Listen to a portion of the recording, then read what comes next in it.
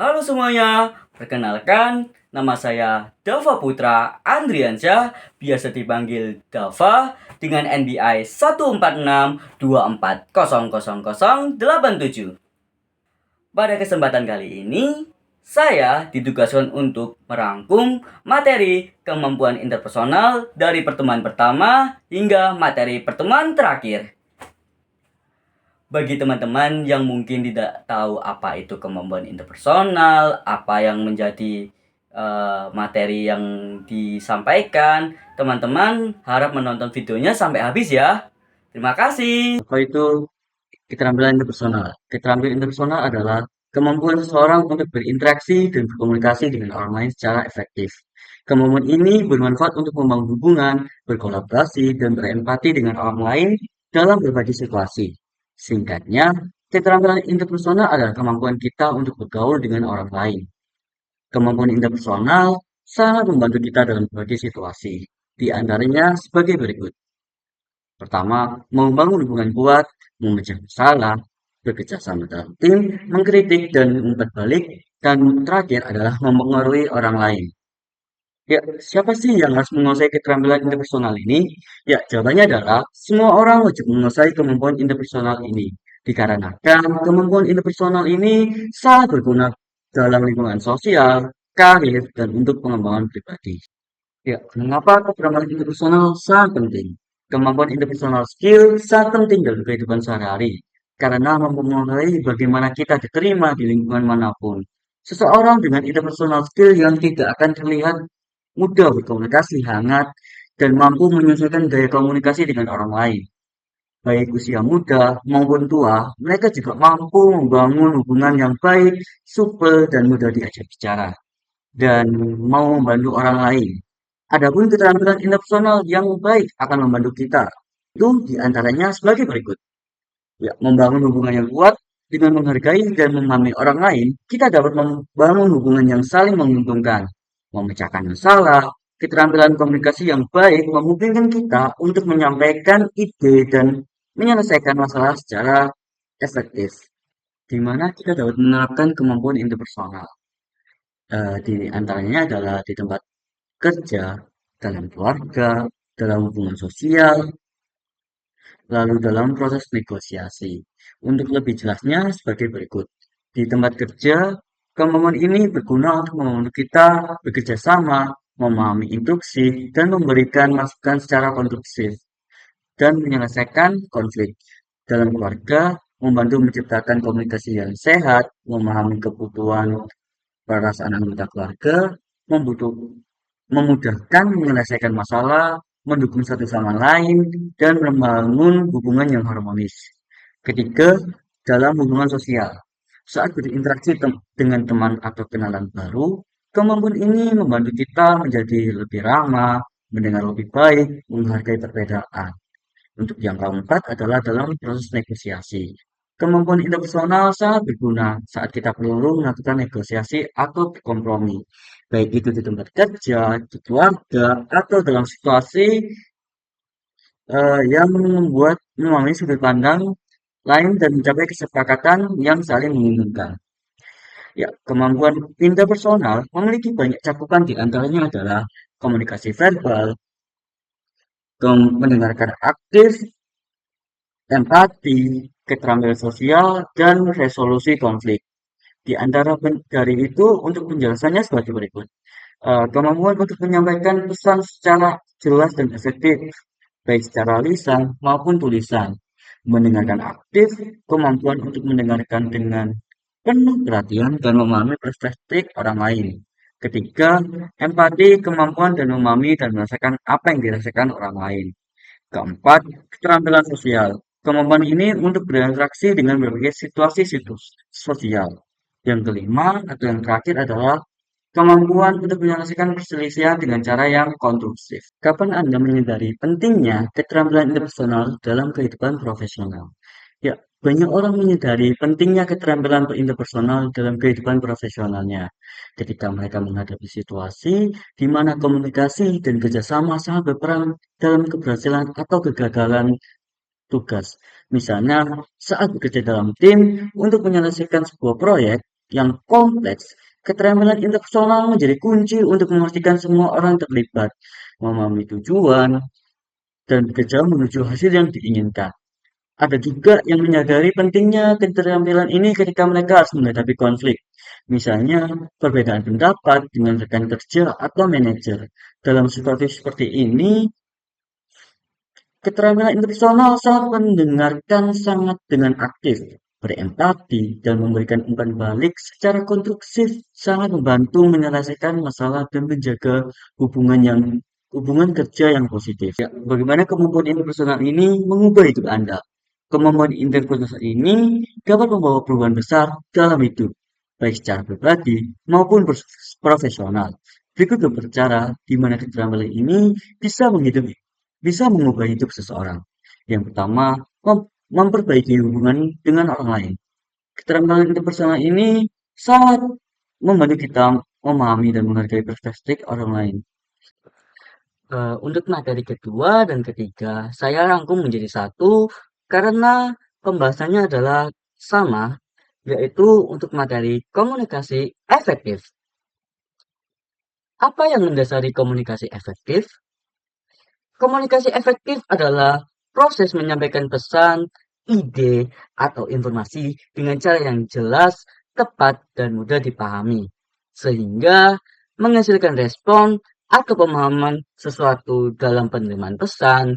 Dalam komunikasi efektif, pesan tidak hanya sampai, tetapi juga mudah dipahami dengan baik oleh penerima dan sering kali memicu respon yang diinginkan oleh eh, penerima. Mengapa komunikasi efektif penting? Untuk itu, saya akan menjawab sebagai berikut. Komunikasi efektif sangat penting dalam berbagai aspek kehidupan seperti hubungan interpersonal, lingkungan kerja, pendidikan, dan kehidupan sosial. Kapan sih komunikasi efektif itu dikatakan berhasil direalisasikan? Untuk itu, komunikasi efektif dikatakan berhasil jika memenuhi kiat-kiat berikut. Di antaranya adalah yang pertama, saling memuji, menanggapi secara timbal balik. Kedua, mudah dipahami, ringkas, dan mudah diterima. Tiga, disampaikan secara tulus, tujuan jelas. Kelima, memberikan kontak mata. Keenam, menawarkan saran bermanfaat. Kapan komunikasi efektif dikatakan berhasil direalisasikan? Menurut pendapat saya, komunikasi efektif dikatakan berhasil jika memenuhi kiat-kiat sebagai berikut. Di antaranya adalah yang pertama, saling memuji, menanggapi secara timbal balik. Kedua, mudah dipahami, ringkas, dan mudah diterima. Ketiga, disampaikan secara tulus. Keempat, tujuan jelas. Kelima, memberikan kontak mata. Keenam, menawarkan saran yang bermanfaat. Ketujuh, menyertai dengan humor. Bagaimana ciri-ciri komunikasi yang efektif? Yang pertama, jelas dan ringkas. Pesan disampaikan dengan bahasa yang mudah dipahami dan tidak berbelit-belit. Tepat sasaran, pesan yang disampaikan sesuai dengan kebutuhan dan kepentingan penerima pesan. Ketiga, dua arah. Komunikasi berjalan dua arah, artinya ada kesempatan bagi penerima pesan untuk memberikan sebuah tanggapan. Keempat, mendengarkan aktif. Penerima pesan memberikan perhatian penuh pada pesan yang disampaikan dan berusaha memahami maksud pengirim pesan. Kelima, tidak ada miskomunikasi. Tidak terjadi kesalahpahaman atau penafsiran yang berbeda terhadap pesan yang disampaikan. Yang keenam adalah menciptakan hubungan yang baik, di mana komunikasi yang efektif dapat membangun dan memperkuat hubungan antar individu, kelompok, maupun sebuah komunitas. Kemampuan efektif dapat tercapai apabila memenuhi kiat-kiat sebagai berikut. Yang pertama, pesan diterima dan dimengerti. Kedua, pesan disetujui oleh penerima dan ditindaklanjuti dengan perbuatan yang ditindaklanjuti oleh pengirim. Ketiga, tidak menghambat untuk melakukan apa yang seharusnya dilakukan untuk menindaklanjut pesan yang dikirim.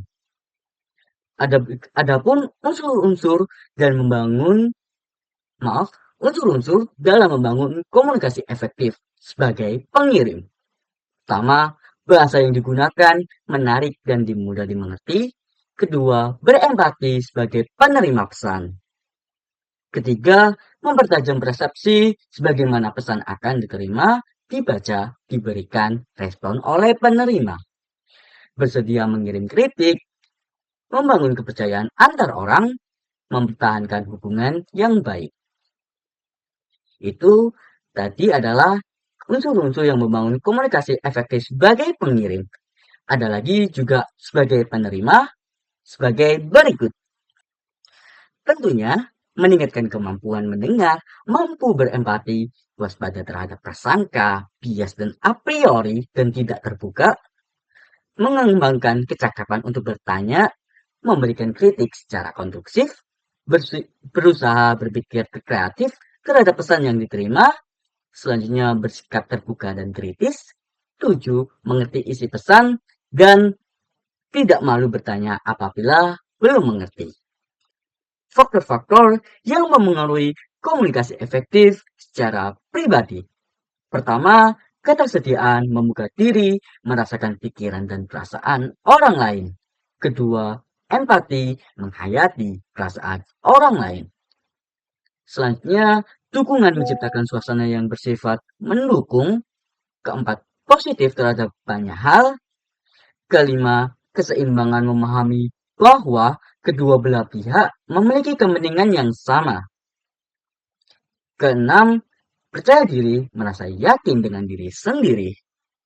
Ketujuh, kesegaran, segera melakukan kontak disertai rasa suka dan berminat. Kedelapan, manajemen interaksi, mengendalikan interaksi untuk memberikan keputusan kepada kedua belah pihak. Untuk itu adalah materi untuk materi kedua dan ketiga. Kita akan lanjut ke materi keempat. Materi keempat, membangun interaktif. Komunikasi dikatakan tidak efektif jika memenuhi sebagai berikut. Saat Anda sedang memberikan instruksi, arahan kepada orang lain, dan ternyata apa yang dilakukan orang tersebut tidak sesuai dengan yang Anda harapkan, ada dua hal kemungkinan yang menjadi penyebabnya. Di antaranya adalah, pertama, kita harus membuat setiap artikulasi kalimat menjadi lebih jelas. Dan yang terakhir adalah kita harus membuat setiap kata dan kalimat dengan makna tunggal. Mungkin ada beberapa juga hambatan dalam komunikasi efektif. Yang pertama adalah perbedaan bahasa. Perbedaan bahasa atau dialek dapat menghambat pemahaman. Kedua, persepsi yang berbeda. Setiap orang memiliki persepsi. Kita setuju bahwa setiap orang memiliki cara pandang yang berbeda. Maka dari itu, mungkin itu adalah suatu hal yang membuat hambatan dalam komunikasi efektif. Ketiga, emosi. Emosi yang kuat dapat mengganggu proses komunikasi. Keempat, gangguan fisik, kebisingan, jarak yang jauh, atau gangguan teknis dapat menghambat komunikasi. Kelima, terakhir, kurangnya minat. Jika salah satu pihak tidak tertarik pada topik yang dibicarakan, komunikasi akan sulit berjalan efektif. Think fast, talk smart. Yang pertama, mengelola kegelisahan. Pembicara membahas pentingnya mengelola kegelisahan atau yang disebut anxiety. 85% orang mengaku gugup saat berbicara di depan umum. Kegelisahan menurut pembicara sebenarnya adalah bermanfaat dalam fokus dan energi, tapi harus dikelola. Beberapa teknik yang digunakan untuk mengelola kegelisahan meliputi mengenali kegelisahan, menghindari perfeksionisme, ketiga menggunakan bahasa percakapan, yang terakhir berfokus pada saat sekarang. Kedua, teknik berbicara spontan. Berani klise, yaitu jangan terlalu berusaha untuk terlihat hebat, tapi beranilah untuk sederhana dan jujur. Kedua, melihat situasi sebagai kesempatan. Melihat situasi berbicara sebagai kesempatan untuk berbagi dan menjelaskan, bukan tantangan atau ancaman. Contohnya, sesi tanya jawab bukan pertempuran untuk menang, tapi kesempatan untuk lebih memahami dan menjelaskan. Ketika mendengarkan dengan aktif, penting untuk mendengar dengan seksama pertanyaan dan kebutuhan audiens. Nah, untuk itu kita masuk dalam struktur penyampaian. Pembicara juga membahas pentingnya struktur dalam penyampaian pesan. Dua struktur yang disarankan adalah problem, solution, benefits. Menyampaikan masalah, solusi, dan keuntungannya. What, so, what, know what. Menjelaskan apa itu, mengapa penting, dan langkah selanjutnya. Implementasi dan praktek. Pembicara menekankan pentingnya latihan dan praktek untuk meningkatkan kemampuan berbicara. Dengan spontan, dia memberikan beberapa saran tambahan sebagai berikut. Berlatih dengan berbagai struktur, menyelesaikan gaya dengan audiens, dan yang terakhir adalah menangani situasi perdebatan, memperhatikan audiens yang berada jauh, yang terakhir mempersiapkan kesaksian. Nah, itu adalah untuk materi keempat dan kelima. Untuk selanjutnya, kita akan memasuki materi keenam. Oke, saatnya kita memasuki materi keenam. Apakah kalian sudah tidak sabar? Yaitu untuk materi keenam kali ini, kita akan membahas mengenai komunikasi leader. Maka dari itu, kita akan memasuki materinya. Karakteristik komunikasi efektif untuk pemimpin. Yang pertama adalah jelas dan ringkas, hindari bahasa yang berbelit-belit dan terlalu teknis. Kedua, terarah. Setiap komunikasi harus memiliki tujuan yang jelas. Ketiga, adaptif. Sesuaikan gaya komunikasi dengan audiens dan situasi. Keempat, transparan. Jujur dan terbuka dalam menyampaikan informasi sangatlah penting agar para audiens tidak bosan. Mendengarkan aktif. Berikan kesempatan kepada tim untuk menyampaikan pendapat dan ide. Agar di sini kita tidak terlihat sebagai pemimpin yang egois, maka dari itu kita harus membuka ide untuk teman-teman yang lain. Yang terakhir adalah empati. Pahami perasaan dan perspektif orang lain. Oke, selanjutnya dalam dunia kerja, menurut research Mitsubishi Research Institute 2002, finansial menduduki 10%, keahlian bidangnya menduduki 20%, networking 30%, dan soft skill 40%. Di sini kita lihat bahwa soft skill sangatlah berguna dalam dunia pekerjaan. Maka dari itu, kita akan membahas lebih detailnya sebagai berikutnya. Sebelum itu, apa sih hard skill? Menurut saya, hard skill adalah pengetahuan, teknologi, dan keterampilan teknis yang berhubungan dengan bidang ilmunya. Kemampuan soft skill. Keterampilan seseorang berhubungan dengan orang lain, interpersonal skill. Keterampilan dalam mengatur dirinya sendiri, intrapersonal skill. Mungkin saya akan memberikan sedikit contoh kemampuan interpersonal skill. Pertama, kejujuran, tanggung jawab, berlaku adil, kemampuan bekerja sama, kemampuan beradaptasi, toleran, hemat terhadap sesama, kemampuan mengambil keputusan, dan kemampuan memecahkan masalah. Lalu ada pengembangan diri, melakukan analisis, menguasai IT computing, manage ambiguity, dan communication, dan dua bahasa asing lainnya yang harus kita pelajari. Mungkin seperti bahasa Inggris, atau enggak bahasa Jepang, atau enggak bahasa Cina, atau enggak, ya, mungkin bahasa asing yang berguna untuk mengembangkan diri atau digunakan dalam kerjaan. Kedua, attitude, kepemimpinan, team working, can work cross-culturally. Ketiga, pengenalan sifat pekerjaan. Terlatih dalam etika kerja, memahami makna globalisasi, dan ketiga yang terakhir, fleksibel terhadap pekerjaan.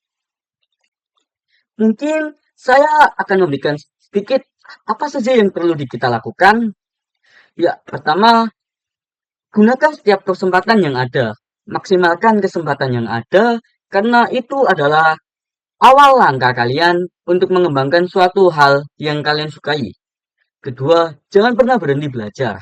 Memang, belajar kadang membuat kita bosan atau apa, tetapi manfaatkanlah itu, jangan sampai berhenti belajar. Karena setiap kali belajar, kalian akan membuka setiap pintu pengetahuan dan menambah wawasan kalian. Ketiga, ikuti berbagai training. Apapun itu yang menjadi minat kalian atau kalian ingin mengembangkan minat baru, kembangkan itu. Menurut saya, dengan ikut berbagai training, itu akan memberikan kita kesempatan dan memberikan kita seperti trial and then error pada suatu percobaan itu. Mungkin kita bakalan gagal atau ya bisa saja kita berhasil, tetapi dengan adanya itu kita akan memulai sedikitnya apa ya perjuangan kita lah. Kedua, buat networking.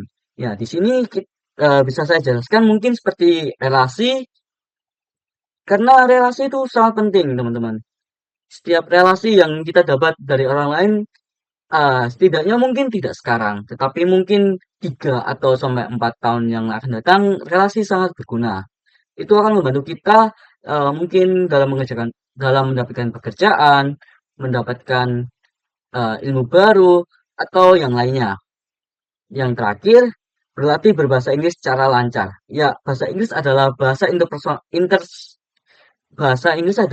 internasional, di mana bahasa Inggris ini sangat berguna dalam pekerjaan nantinya dan kehidupan sehari-hari. Karena apapun di dunia ini pasti menggunakan bahasa Inggris.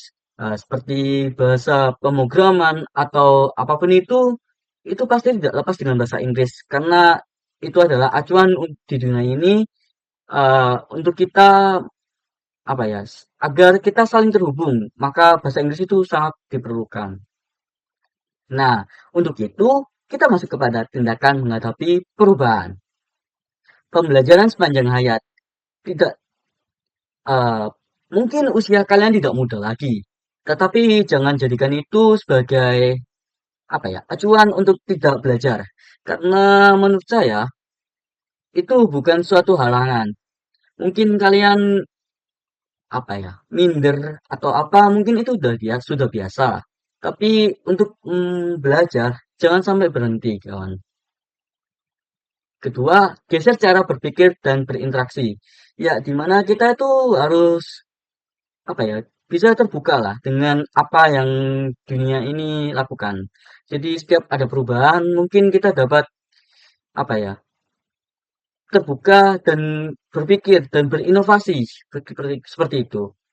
Ya, ketiga, berpikir kreatif, di mana kita sebagai apa ya, manusia Gen Z seperti itulah. Kita itu harus selalu berpikir kreatif karena perkembangan teknologi itu sudah sangat maju. Jadi kita sebagai humannya, kita sebagai manusianya itu harus berpikir kreatif dan masuk kepada nomor 4, kita juga harus berpikir analitis. Jadi di mana kita itu harus apa ya, punya rasa penasaran yang tinggi untuk bisa jadi yang terbaik lah. Bukan mungkin tidak jadi yang terbaik, tapi jadi yang tahu. Kita harus tahu apa ya, perkembangan teknologi, menganalisis teknologi seperti itu kawan-kawan. Kelima, jejaring hubungan dan kolaborasi.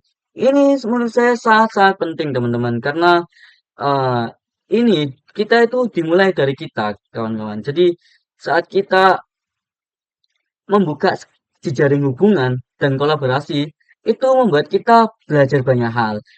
Enggak hanya pertemanan, tapi juga bagaimana cara kita menghandle sesuatu itu, mempertahankan jejaring hubungan itu. Nah, itu adalah tindakan kita untuk menghadapi sebuah perubahan. Seperti itu, teman-teman. Nah, untuk selanjutnya adalah proses pembelajaran. Mempelajari, memahami, dan melaksanakan paradigma baru. Kedua, mengevaluasi, mengedepankan, meninggalkan paradigma yang tidak sesuai dengan kekinian. Ketiga, atau yang terakhir, menggali atau menemukan dan menyandungkan kearifan lama. Proses pembelajaran, mengajar, menahan, dan melaksanakan paradigma baru. Mengevaluasi, mengedepankan, meninggalkan paradigma yang tidak sesuai dengan kekinian. Ketiga, atau yang terakhir adalah menggali, menemukan, dan menggayungkan kearifan lama. Mungkin saya akan memberikan beberapa pemilihan pekerjaan yang baik. Yang pertama, cari lowongan pekerjaan yang jelas, identitas intasinya. Kedua, gali informasi lebih detail tentang profil perusahaan dan jabatan yang akan dilamar. Ini sangat berguna teman-teman agar kita tidak tertipu dengan pekerjaan-pekerjaan bodong di luar sana. Jadi kita harus gencar-gencarnya mencari informasi di internet itu karena ya itu sangat penting teman-teman agar kita tidak terbodohi. Yang terakhir, jika kurang meyakinkan, pikirkan kembali untuk melamar pada lowongan tersebut. Untuk yang selanjutnya atau yang menjadi terakhir, hal yang diperhatikan dalam pemilihan lowongan pekerjaan. Pertama, kemampuan dan kelemahan diri. Kita sebagai individu harus mengetahui kelemahan dan kelebihan kita. Karena itu akan membantu kita dalam membuka eh, membuka sesuatu di dalam pikiran kita agar kita apa ya teryakinkan untuk melamar di posisi itu dalam pekerjaan itu. Nah, itu akan membantu kita teman-teman. Lanjut ke minat profesi. Jadi apa yang kita lamar itu seharusnya menjadi minat kita, menjadi passion kita ketika karir yang diinginkan. Jadi setiap apa yang kita kerjakan itu harus sesuai dengan apa ya yang kita inginkan. Jika kita ingin menjadi seorang programmer ya kita harus lamar menjadi IT, UI, UX itu atau apalah itulah. Keempat, jenis perusahaan yang diinginkan. Mungkin kita bisa menembak seperti perusahaan besar seperti uh, perusahaan yang dinaungi oleh negara seperti itu. Profil SDM yang diinginkan oleh perusahaan. Ya, kita harus melihat sumber daya manusianya. Jadi kita harus sebagai manusia, sebagai individu, kita harus gencar-gencarnya mengupgrade CV kita atau profil SDM kita agar kita dilirik oleh perusahaan. Nah, itu saja mungkin yang dapat saya sampaikan pada materi ke-1 sampai ke-6 ini. Nah, segitu dulu untuk pembahasan video rangkuman materi kemampuan interpersonal dari materi pertama hingga materi terakhir. Jika teman-teman ada yang ingin disampaikan, mungkin teman-teman bisa menulis di kolom komentar. Mohon maaf jika ada kesalahan kata, mungkin kurang dimengerti, atau sesuatu yang tidak mengenakan. Saya Dava Putra Andiansyah, mohon dimaafkan. Ya, segitu dulu untuk pertemuan kali ini. Saya Dava Putra Andriansyah dengan NBI 14624000087 pamit undur diri. Terima kasih semuanya telah menonton video saya. Terima kasih. Wassalamualaikum warahmatullahi wabarakatuh.